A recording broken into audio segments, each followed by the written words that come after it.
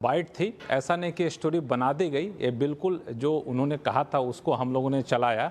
और अगर सीएनबीसी के दर्शक कोई होंगे तो वो इस खबर को लेकर के पूरी तरह से संतुलित उनको जानकारी मिली होगी, क्योंकि इस खबर के बाद ही जब हम लोग अपने चैनल पे इस खबर को चलाएं तो मैंने साफ तौर से कहा था कि वो ऐसी बड़ी बड़ी बातों के लिए जाने जाते हैं, लेकिन सरकार के लिए ऐसा कर पाना तत्काल संभव नहीं दिख रहा है, ये काफ़ी मुश्किल होगा। और हम लोगों के ये बात कहने के कुछ ही देर बाद जो है नितिन गडकरी की तरफ से सफाई भी आई कि हमने जो कहा 10% पॉल्यूशन टैक्स वाले, उसको उन्होंने एक संदर्भ देने की कोशिश की। दरअसल हुआ क्या कि श्याम का इवेंट चल रहा था, इस इवेंट में गडकरी साहब आए और वो दरअसल जोर इस बात पर देना चाह रहे थे कि आप लोग डीजल गाड़ियों की बिक्री को कम करिए, और वो उन कंपनियों को फटकार लगाना चाह रहे थे जिन कंपनियों ने इनसे वादा किया था कि हम डीजल की बजाय हम बायोफ्यूल पर चलने वाले गाड़ियों वाले इंजन को डेवलप करेंगे, हम रिसर्च करेंगे।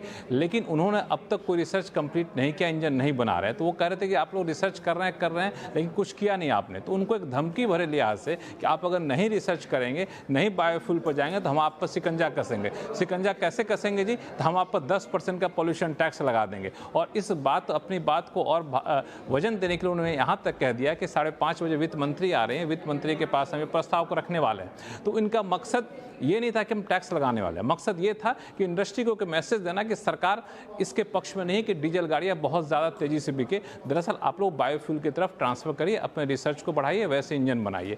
और इस बयान के बाद जब काफ़ी ज़्यादा रिएक्शन आया तो वहाँ पे फिर वापस उन्होंने सफाई भी दी कि इसका मकसद हमें यह है प्रदूषण कम करना है, हम चाहते हैं कि जो नेट जीरो एमिशन करना है 2050 तक, वहाँ तक लाना है।